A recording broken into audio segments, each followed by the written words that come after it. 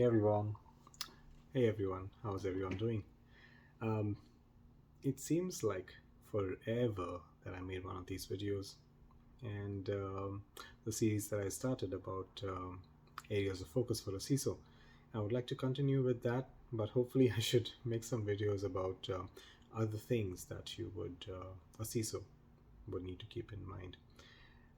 So continuing with the series that I had about the areas of focus for a CISO, number six in that series was, or rather is, the area that the CISO should have a focus on is the threat intelligence and threat hunting. Now, what is threat intelligence? Is basically a collection of an analysis of available data and available data about current and emerging cyber threats. Now, when I say that, why do we need such a threat intelligence or threat hunting? It's mainly because an organization does not work in a silo. It does a certain kind of business. And when it does a business, it has to interact with third party vendors, clients, other resources, and basically the outside world. So when it does that, it has to share information, it has to receive information, and by doing so, it is vulnerable and exposed to certain cyber threats. Now, there are places where an organization would need to have higher levels of security control. There are places where it may lax or it may relax certain security controls.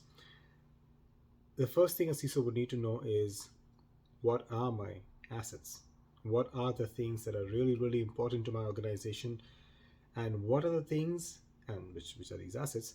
What are the things that I need to protect? The knowledge of these and being able to know where they are, to being able to know if they are protected, how well they are protected, are they protected enough, and if not, what are the things that I need to do to protect them more. That is very, very important when, in general, for a CISO, but especially to do with threat intelligence and threat hunting, is because you need to have a special focus on these threat intels and emerging cyber threats pertaining to these critical or important assets. So when it comes to threats to these assets, they take a higher priority than everything else. So knowledge of that is very, very important. Um,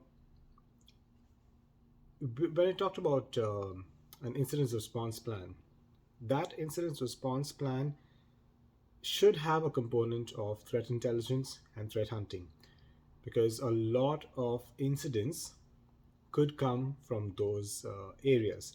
So the previous video about incident response and this one about threat intel should go hand in hand to work together to protect your most important assets. When talking about threat intel and cyber threats,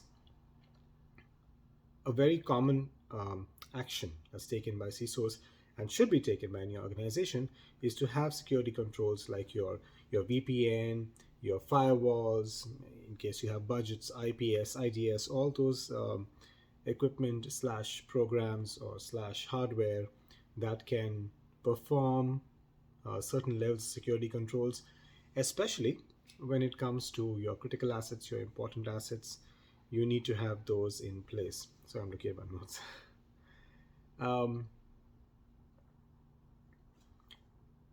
when when I talk about threat intelligence and cyber threats, it's very important to know that this is what's happening in the world right now. So threat intelligence is what's happening in the world. Threat hunting is what's happening in my organization. Are those that I see present outside in the world also present in my organization? That is basically what this area of focus is about when it comes to a CISO taking control over it. These things are sometimes very stressful because these are in the moment. They were not present 2 days ago, they are present today, and they may be present 2 days later, 2 weeks later, 2 years later. You never know. So, cyber threats or threat intelligence and threat hunting is an ongoing process. It's never a goal, it's an ongoing journey. Every single day is a new day when it comes to these areas of focus. And that's why the CISO needs to build a good program around threat intelligence and around threat hunting, because these areas are the areas from where you will have things like ransomware, breaches, data leaks, other forms where your data, your important assets, can be harmed. Your confidentiality may be affected. Your integrity may be affected. Your availability may be affected. You may be a victim of a ransomware or data being stolen. All these things can mainly come from threat intel teams and threat hunting teams. So any organization needs to have a good control and a good program that uses the effective measures and tools around these kind of threats. And I urge every organization to have some form of threat intel and threat hunting capabilities within the security operations team. It is very stressful because there's a lot in these two within these two teams, within these two areas, but it is very, very important because that's where your immediate threat comes from. All right, so that's from me for today.